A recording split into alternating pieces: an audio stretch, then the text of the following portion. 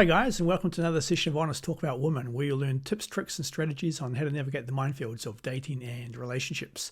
Don't forget to hit the like button, subscribe to the channel, and also comment in the comments section. It all helps with the YouTube algorithm. If you've got a story you want to share with viewers, you can contact me on my email address listed below. Okay, just before we start, I've got my security guy in the back here, my dog of 14 years.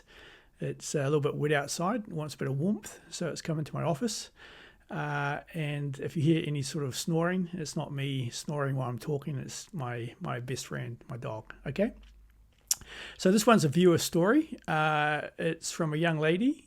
She's 23 years old, and this is what she has to say. Okay, boyfriend 29, male, and I 23, female, were mugged. He ran away and left me alone with the mugger. I can't see him in the same light anymore. Yesterday I was hanging out with my boyfriend. Suddenly a guy approached us to ask for indications and asked us to help him get there, and we helped him. Stupid, I know. After getting there, he pulled out a knife and asked for all our money. My boyfriend ran away and left me alone with the mugger. Luckily, he just wanted my money, so I gave him all the money I had, and then he went away. After that, I went inside a bar and called my parents. My parents were furious with my boyfriend and tried to call him, but he did not pick up.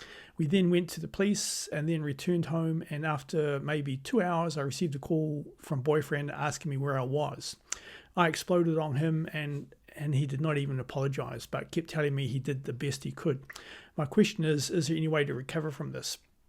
Okay, this is a tragic story. No one likes to get mugged. I've never had the experience of being mugged, but I've heard a lot of people that have got mugged, and especially females. It's very, very unsettling.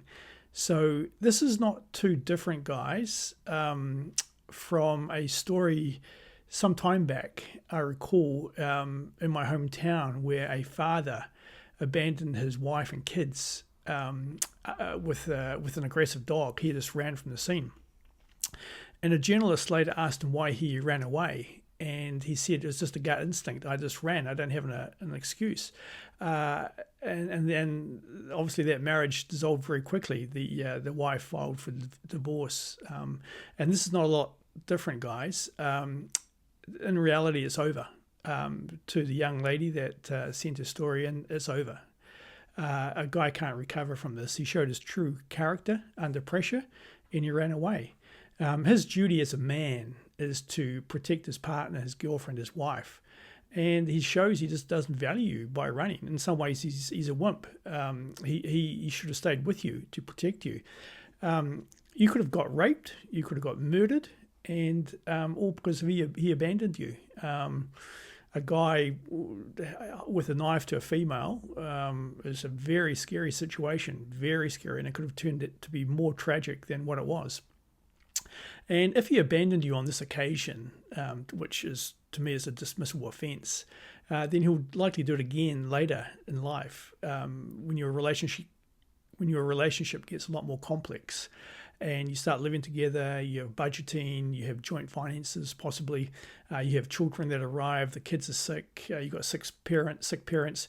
When the pressure's on, he may just walk out again, just run. So he should have stayed with you and protected you.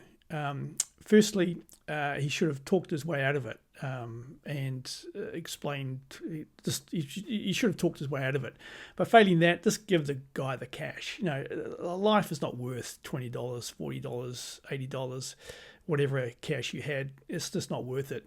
And at the same time, what he should have done, and what you should have done also, is record as many physical features as possible about the guy's skin color, the possible ethnic origin, his clothing, his tattoos, if any, his hairstyle, his eye color, his teeth, the voice, his type of voice, and so forth.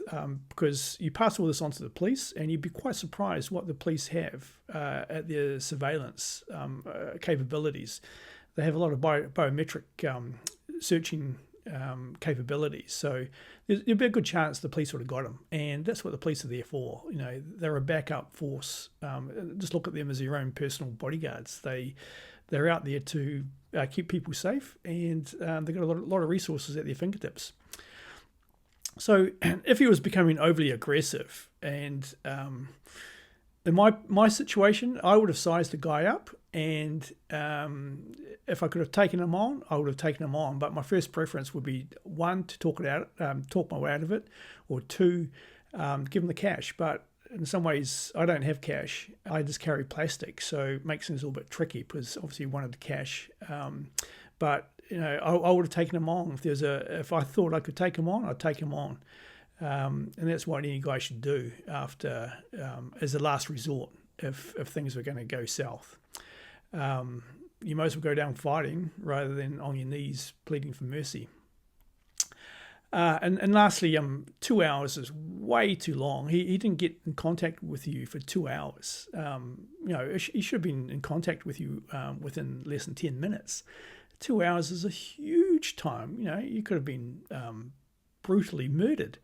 And he never apologized. Which is bizarre. And your parents have written him off. They don't think he's good character for their daughter. So it's over. So one door closes, another one opens. Just end the relationship, move on.